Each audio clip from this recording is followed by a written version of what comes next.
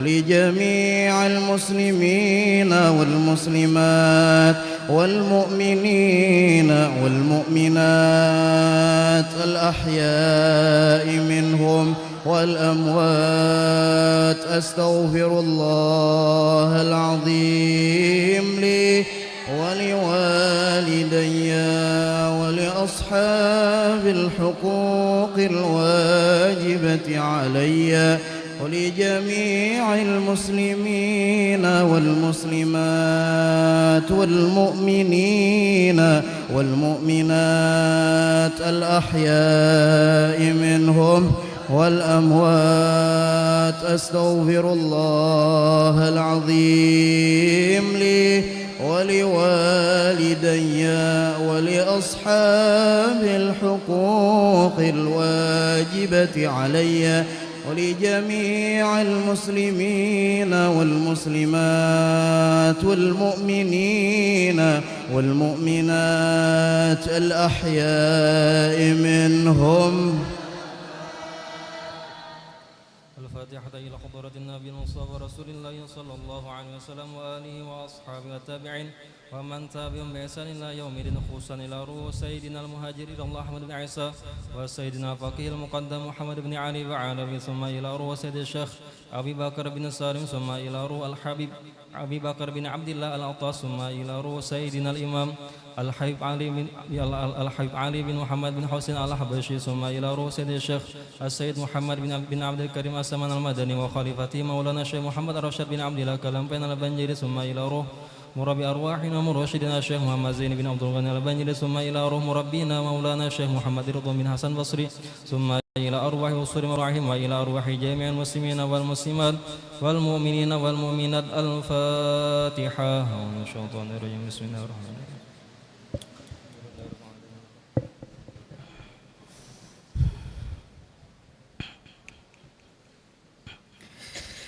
فيا أيها الراجون منه شفاعة صلوا عليه سلموا تسليما. اللهم صل وسلم أيها المشتاقون إلى رؤيا جماله صلوا عليه سلموا تسليما. صل وسلم وبارك عليه يا من يخطب وصاله يقظة ومناما. صلوا عليه وسلموا تسليما. اللهم صل وسلم يا ربي صل على محمد أشرف بدر في الكون أشراق.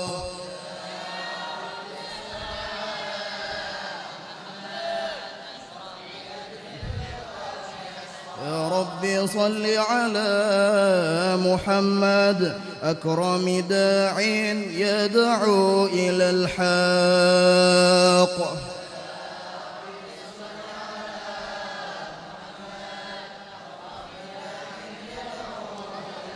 يا ربي صل على محمد المصطفى الصادق المصدق.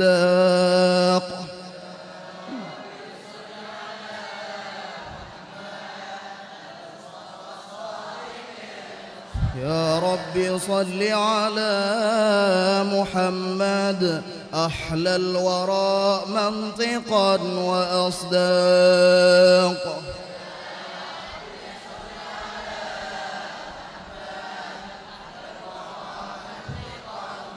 يا ربي صل على محمد أفضل من بالتقى تحقق.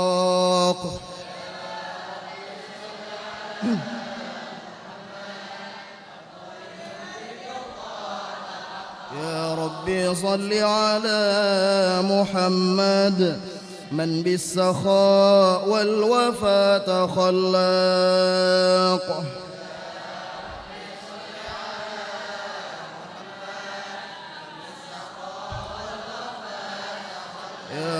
ربي صل على محمد واجمع من الشمل ما تفرق.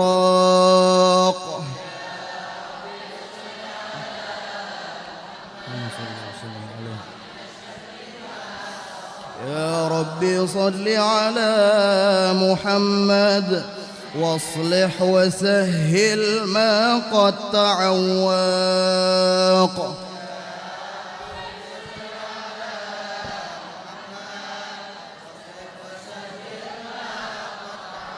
يا رب صل على محمد وافتح من الخير كل مغلق.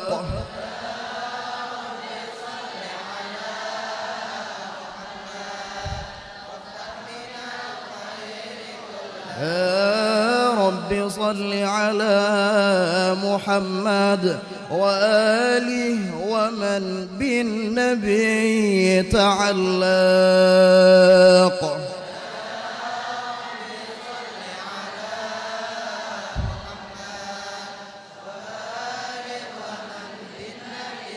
يا رب صل على محمد وآله ومن للحبيب يعشاق.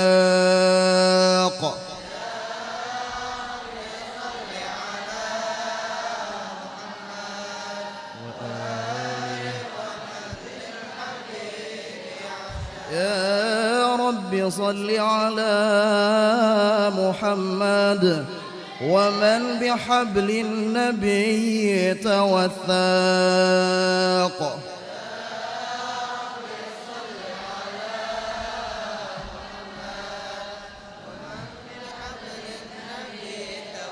يا رب صل على محمد يا رب صل عليه وسلم.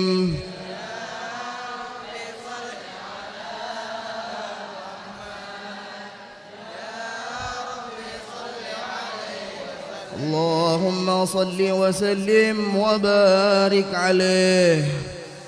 أعوذ بالله من الشيطان الرجيم. لقد جاءكم رسول من أنفسكم عزيز عليه ما عنتم حريص عليكم بالمؤمنين رؤوف رحيم. فإن تولوا فقل حسبي الله لا إله إلا هو عليه توكلت وهو رب العرش العظيم. إن الله وملائكته يصلون على النبي يا أيها الذين آمنوا صلوا عليه وسلموا تسليما.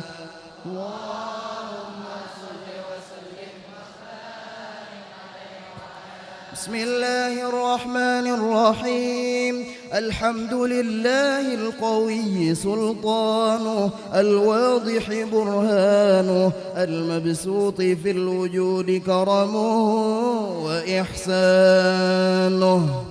تعالى مجده وعظم شانه. خلق الخلق لحكمة وطوى عليها علمه وبسط لهم من فائض المنة ما جرت به في أقداره القسمة. فأرسل إليهم أشرف خلقه وأجل عبيده رحمة. تعلقت إرادته الأزلية بخلق هذا العبد المحبوب. فانتشرت آثار شرفه في عوالم الشهادة والغيوب. فما أجل هذا المن الذي تكرم به المنان وما أعظم هذا الفضل الذي برز من حضرة الإحسان.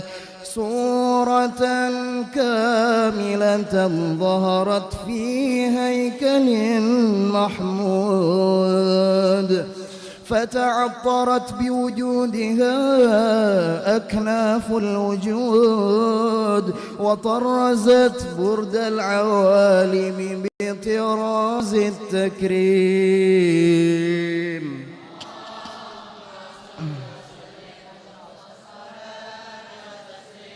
على سيدنا ونبينا محمد الرؤوف الرحيم.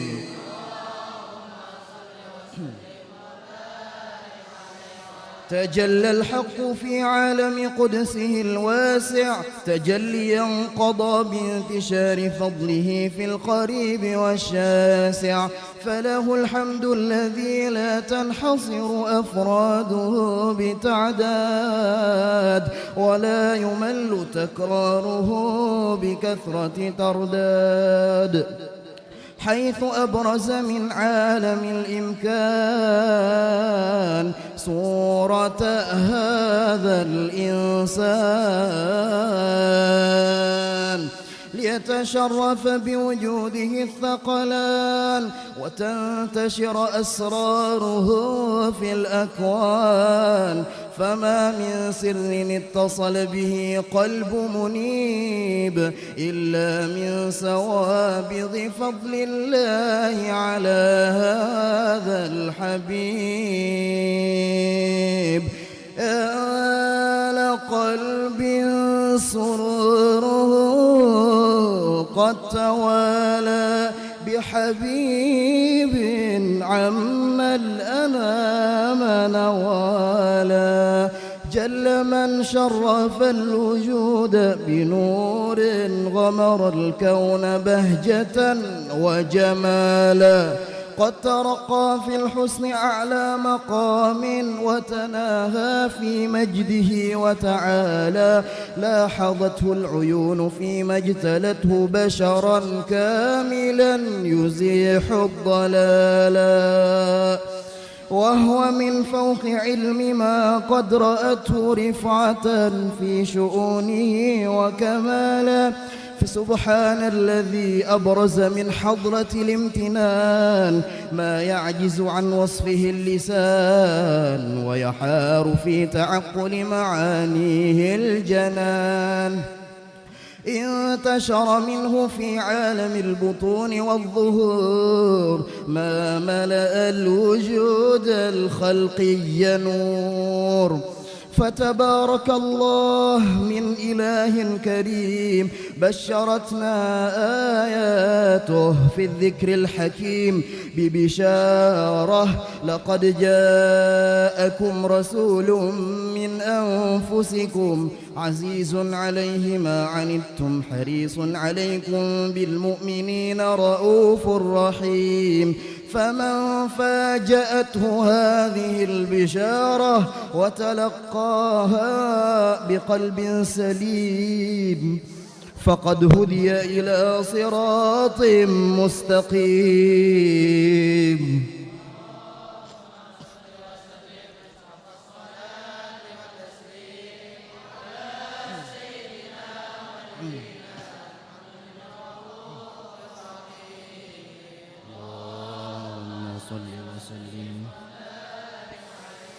واشهد أن لا إله إلا الله وحده لا شريك له شهادة تعرب بها اللسان، شهادة يعرب بها اللسان عما تضمنه الجنان من التصديق بها والإذعان، تثبت بها في الصدور من الإيمان قواعده، وتلوح على أهل اليقين من سر ذلك الإذعان والتصديق شواهده. وأشهد أن سيدنا محمدًا العبد الصادق في قوله وفعله، والمبلغ عن الله ما أمره بتبليغه لخلقه من فرضه ونفله، عبد أرسله الله للعالمين بشيرا ونذيرا فبلغ الرسالة وأدى الأمانة، وهدى الله به من الأمة بشرا كثيرا، فكان في ظلمة الجهل للمستبصرين سراجا وقمرا منيرا.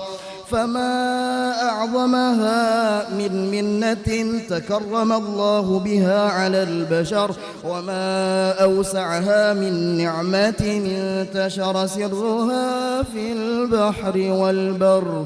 اللهم صل وسلم بأجل الصلوات وأجمعها وأزكى التحيات وأوسعها على هذا العبد الذي وفى بحق العبودية وبرز فيها في خلعة الكمال، وقام بحق الربوبية في مواطن الخدمة لله وأقبل عليه غاية الإقبال، صلاة يتصل بها روح المصلي عليه به فينبسط في قلبه نور سر تعلقه به وحبه، ويكتب بها بعناية الله في حزبه، وعلى آله وصحبه الذين ارتقوا صهوة المجد بقربه وتفيأوا ظلال الشرف الأصلي بوده وحبه، ما عطر الأكوان بنشر ذكراهم نسيم.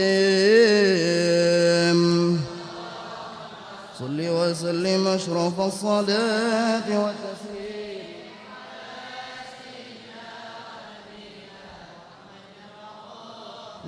الرحيم.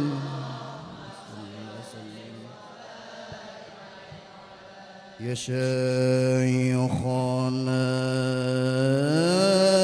يا سمان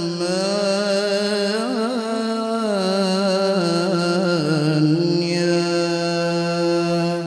قطب من في الأكوان،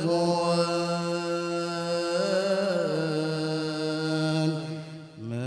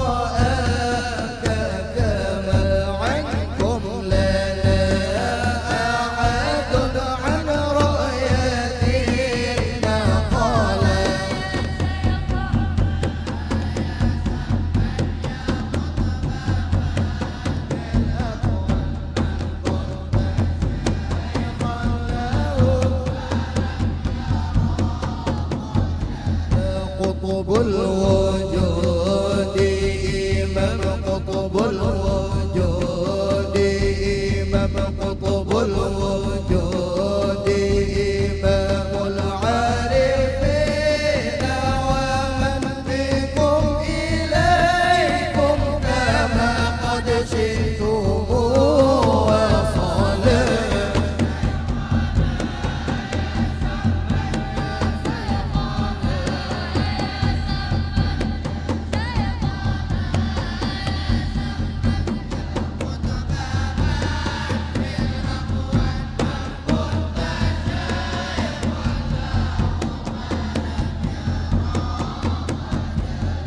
محمد العارف محمد العارف محمد العارف السمان أكرم من صاب إليكم ولم يهوى سواك ولا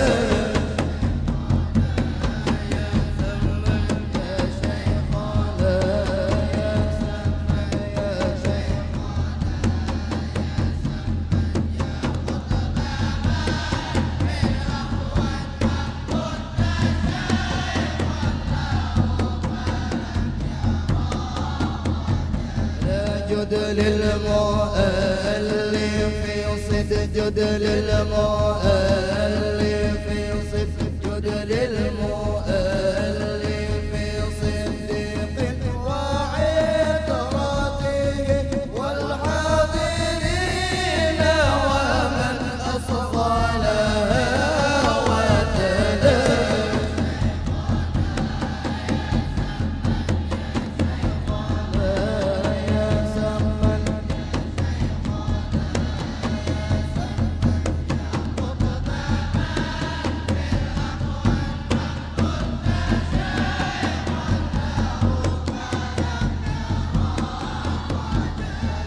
بكل أمنية بكل أمنية بكل أمنية تأتي عواقبها لكل خير وبر يحسن العمل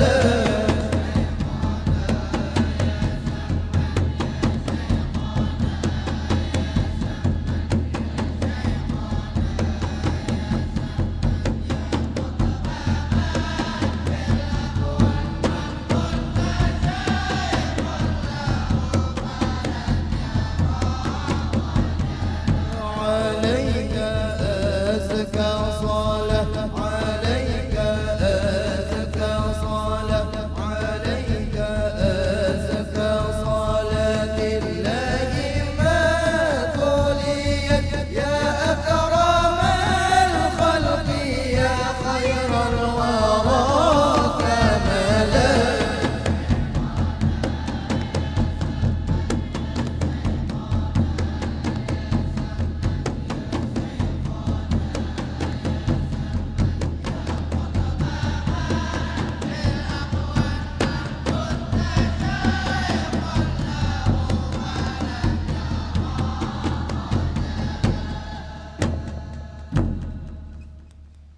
اللهم صل وسلم وبارك عليه وعلى آله.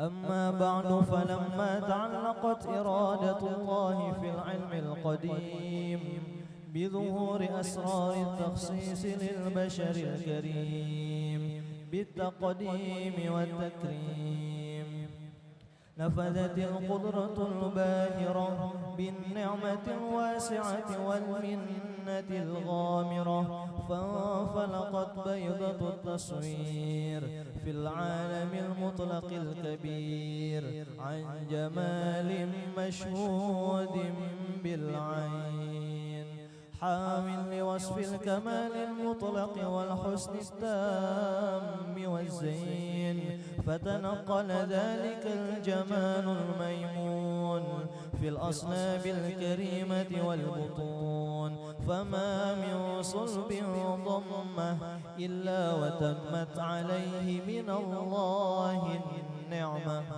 فهو القمر التام الذي يتنقل في بروجه ليتشرف به موطن استقراره وموضع خروجه.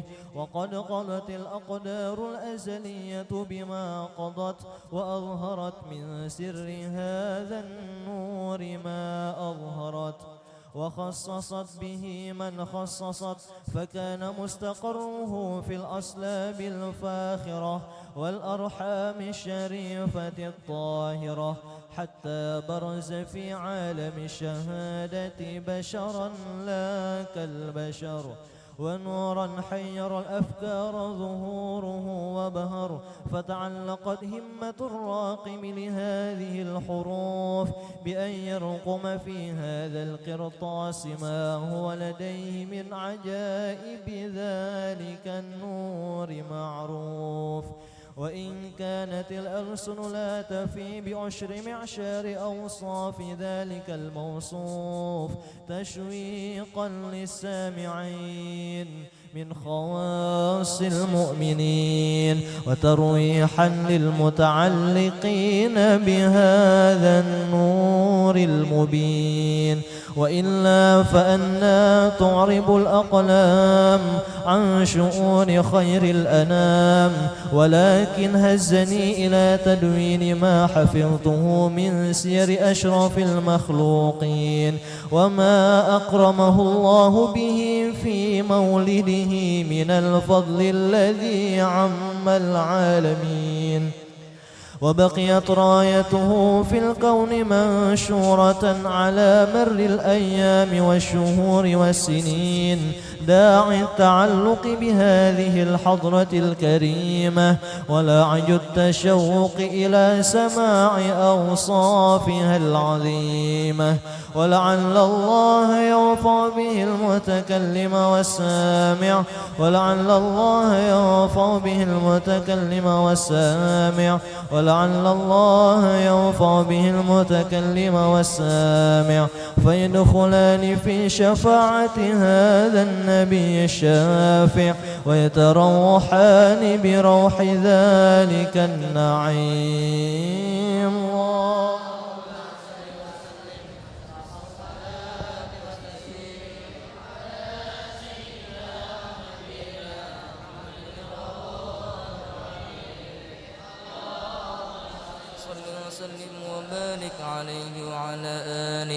وقد آن للقلم أن يخط ما حركته فيه الأنامل مما استفاده الفهم من صفات هذا العبد المحبوب الكامل وشمائله التي هي أحسن الشمائل. وهنا حسن أن نثبت ما بلغ إلينا في شأن هذا الحبيب من أخبار وآثار، ليتشرف بكتابته القلم والقرطاس، وتتنزه في حدائقه الأسماع والأبصار. وقد بلغنا في الأحاديث المشهورة أن أول شيء خلقه الله هو النور المودع في هذه الصورة، فنور هذا الحبيب أول مخلوق برز في العالم، ومنه تفرع الوجود خلقا بعد خلق فيما حدث وما تقادم. وقد أخرج عبد الرزاق بسنده عن جابر بن عبد الله الأنصاري رضي الله عنهما قال: قلت يا رسول الله بأبي وأمي أخبرني عن أول شيء خلقه الله قبل الأشياء. قال: يا جابر إن الله خلق قبل الأشياء نور نبيك محمد صلى الله عليه وسلم من نوره. وقد ورد من حديث أبي هريرة رضي الله عنه أنه قال: قال رسول الله صلى الله عليه وسلم: كنت أول النبيين في الخلق وآخرهم في البعث. وقد تعددت الروايات بأنه أول الخلق وجودا وأشرفهم مولودا. ولما كانت السعادة الأبدية لها ملاحظة خفية اختصت من شاءت من البرية بكمال الخصوصية، فاستودعت هذا النور المبين أصلاب وبطون من شرفته من العالمين، فتنقل هذا النور من صلب آدم ونوح وإبراهيم حتى أوصلته يد العلم القديم إلى من خصصته بالتكريم أبيه الكريم عبد الله بن عبد المطلب ذي القدر العظيم، وأمه التي هي في المخاوف آمنة السيدة الكريمة آمنة، فتلقاه صلب عبد الله فألقاه إلى بطنها، فضمته أحشاؤها بمعونة الله محافظة على حق هذه الدرة وصونها، فحملته برعاية الله كما ورد عنها حملا خفيفا لا تجد له ثقلا ولا تشكو منه ألما ولا عللا، حتى مر الشهر بعد الشهر من حمله وقرب وقت بروزه إلى عالم الشهادة، لتنبسط على أهل هذا العالم فيوضات فضله وتنتشر فيه آثار مجده الصميم. وسلم أشرف الصلاة وتسليم على سيدنا ونبينا محمد الرؤوف الرحيم. اللهم صل وسلم.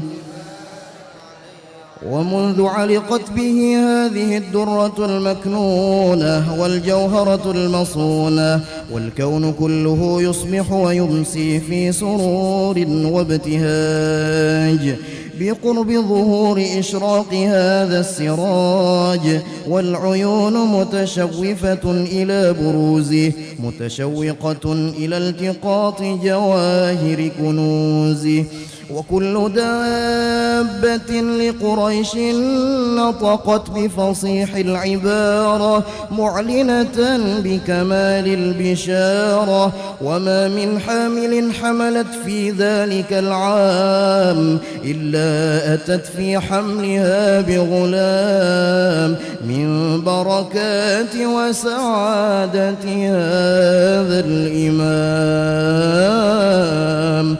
ولم تزل الأرض والسماوات متضمخة بعطر الفرح بملاقاة أشرف البريات وبروزه من عالم الخفاء إلى عالم الظهور بعد تنقله في البطون والظهور.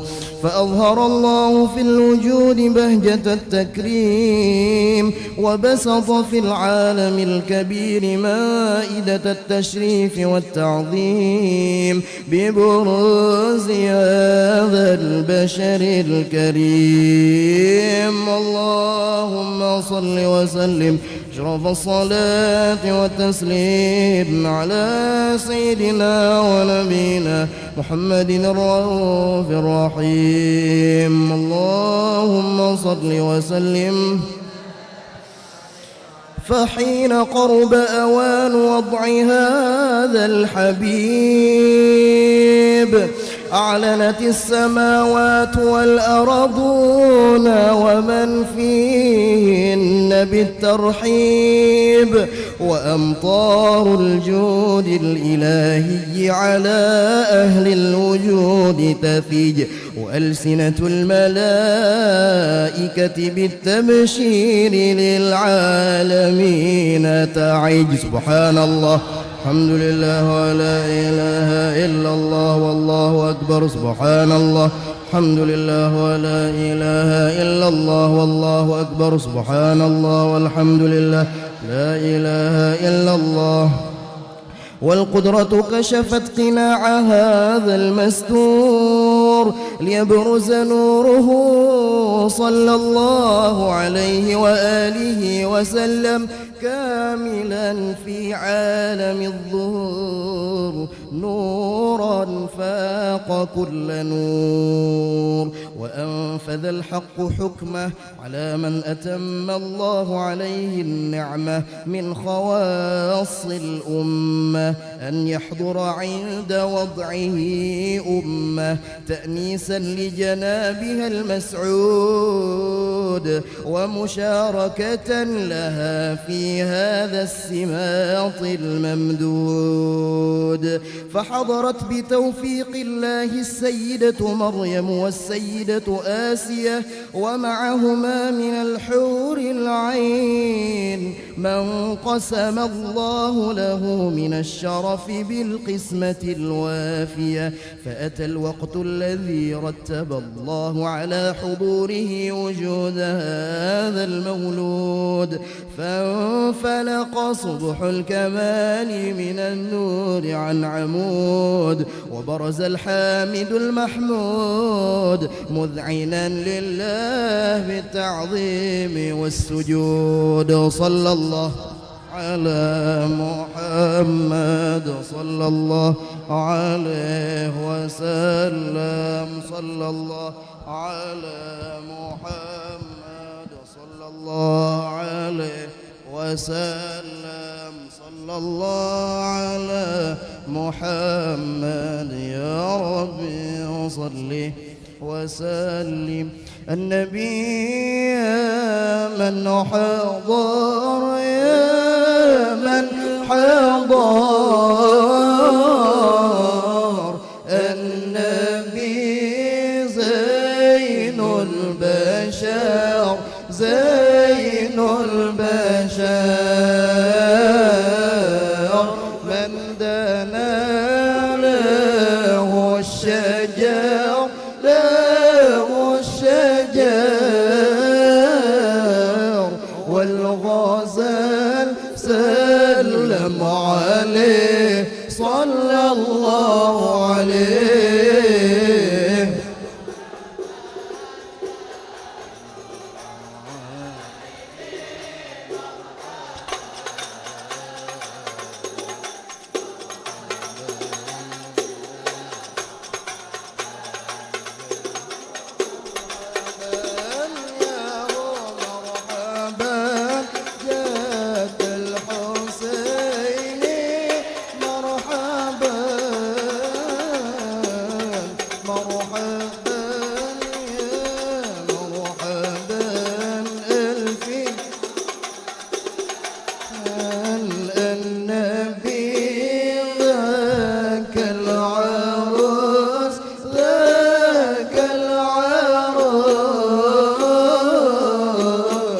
ذكره يحيي النفوس يحيي النفوس.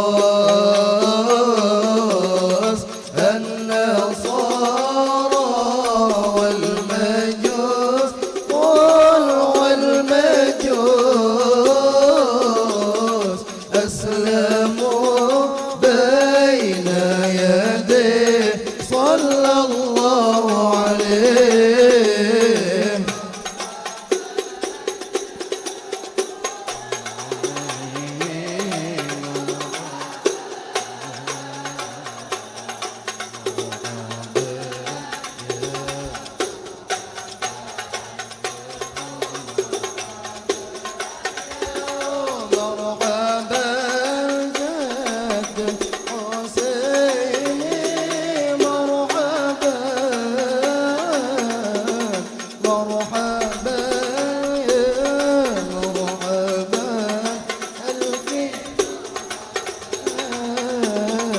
الحسن ثم الحسين ثم الحسين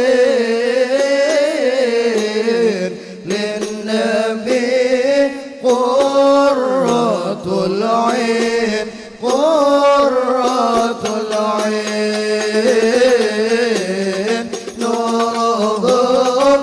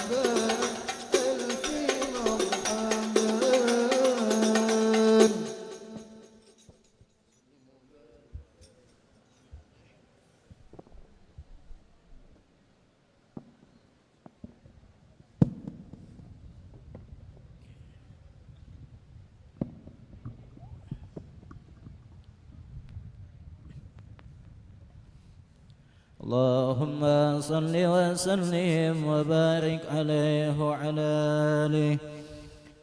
ولقد اتصب صلى الله عليه وآله وسلم من محاسن الأخلاق بما تعضيق عن كتابته بذول الأوراق. كان صلى الله عليه وآله وسلم أحسن الناس خلقا وخلقا وأولهم إلى مكارم الأخلاق سبقا وأوسعهم بالمؤمنين حلما ورفقا. برا رؤوفا لا يكون ولا يفعل إلا معروفا. له الخلق السهل واللفظ المحتوي على المعنى الجذب. إذا دعاه المسكين أجابه إجابة معجلة. وهو الأب الشفيق الرحيم لليتيم والأرملة. وله مع سنة أخلاق الهيبة القوية التي ترتعد منها فرائس الأقوياء من البرية. ومن نشر طيبه تعطرت الطرق والمنازل. وبرب ذكره تطيبت المجالس والمحافل. فهو صلى الله عليه وآله وسلم جامع الصفات الكمالية والمنفرد بخلقه وخلقه بأشرف خصوصية. فما من خلق في البرية محمود إلا وهو متلقى عن زين الوجود. أجملت بوصف الحبيب وشانه وله العلا في مجده ومكانه. أوصى بعز قد تعالى مجدها أخرجت على نجم السها بعينانه. وقد انبسط القلم في تدوين ما أفاده العلم من وقائع مولد النبي الكريم وحكاية ما أكرم الله به هذا العبد المكرم من التكريم والتعظيم والخلق العظيم. فحسن مني أن أمسك عنة الأقلام في هذا المقام وأكره السلام على سيد الأنام. السلام عليك أيها النبي ورحمة الله وبركاته. السلام عليك ورحمة الله وبركاته. السلام عليك أيها النبي ورحمة الله وبركاته. وبذلك يسن ختم كما يسن تقديم وعليه أفضل الصلاة وتسليم. اللهم صل وسلم شرف الصلاة وتسليم.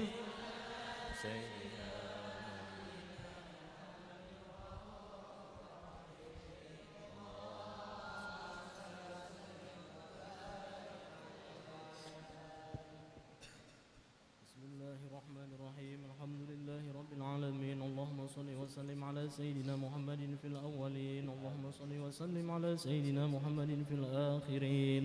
اللهم صل وسلم على سيدنا محمد في كل وقت وحين. اللهم صل وسلم على سيدنا محمد في الملأ الأعلى إلى يوم الدين. اللهم صل وسلم على سيدنا محمد وعلى آله وصحبه أجمعين. ولما نظم الفكر من دراري الأوصاف المحمدية عقودا توجهت إلى الله متوسلا بسيدي وحبيبي محمد صلى الله عليه وسلم أن يجعل سعي فيه مشكورا وفعلي فيه محمودا وأن يكتب عملي في الأعمال المقبولة وتوجهي في التوجهات الخالصة والصلات الموصولة. اللهم يا من إليه تتوجه الآمال فتعود ظافرة وعلى باب عزته تهد الرحال فتغشاها منه الفيوض الفيضات الغامرة نتوجه إليك بأشرف الوسائل لديك سيد المرسلين عبدك الصادق الأمين سيدنا محمد الذي عمت رسالته العالمين أن تصلي وتسلم على تلك الذات الكاملة مستودع أمانتك وحفيظ سرك وحامل راية دعوتك الشاملة الأب الأكبر المحبوب لك والمخصص بشرف الأفخر في كل موطن من مواطن القرب ومظهر قاسم إمدادك في عبادك وساقي كؤوس إرشادك لأهل ودادك سيد القولين وأشرف الثقلين العبد المحبوب الخالص المخصوص منك بأجل الخصائص اللهم صل وسلم عليه وعلى آله وأصحابه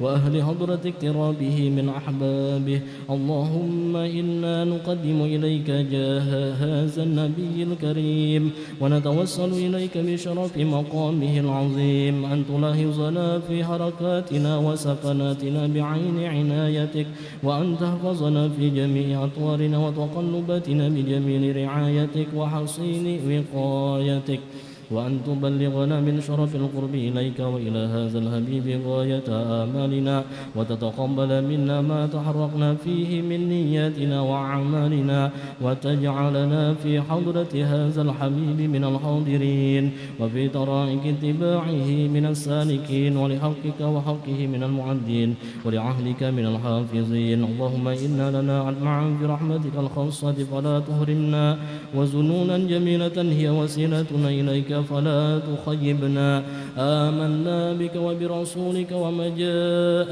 به من الدين وتوجهنا به إليك مستشفعين أن تقابل المذنب منا بالغفران أن تقابل المذنب منا بالغفران أن تقابل المذنب منا بالغفران والمسيء بالإحسان والسائل بما سأل والمؤمل بما أمل وأن تجعلنا ممن نصر هذا الحبيب ووازره وله وظاهره وعم ببركاته وشريف وجهته أولادنا ووالدينا وأهل قدرنا ووالدينا وجميع المسلمين والمسلمات والمؤمنين والمؤمنات في جميع الجهات وأدم راية الدين القويم في جميع الأقطار منشورة ومعالم الإسلام والإيمان بأهلها معمورة معنى وصورة واكشف اللهم قربة المكروبين واقض دين المدين واغفر للمذنبين وتقبل توبة التائبين وانشر رحمتك على عبادك المؤمنين أجمعين واكف شر المعتدين والظالمين وابسط العدل بولاة الحق في جميع النواحي والأقطار وأيدهم بتأييد من عندك ونصر على المعاندين من المنافقين والكفار واجعلنا يا رب في الحصن الحصين من جميع البلايا واجعلنا يا رب في الحصن الحصين من جميع البلايا واجعلنا يا رب في الحصن الحصين من جميع البلايا وفي الهرز المكين من الذنوب والخطايا وأدمنا في العمل بطاعتك والصدق في خدمتك قائمين وإذا توفيتنا فتوفنا مسلمين مؤمنين واختم لنا منك بخير أجمعين وصل وسلم على هذا الحبيب المحبوب للأجسام والأرواح والقلوب وعلى آله وصحبه ومن إليه منسوب وآخر دعوانا أن الحمد لله رب العالمين سبحان ربك رب العزة عما يصفون وسلام على المرسلين والحمد لله رب العالمين.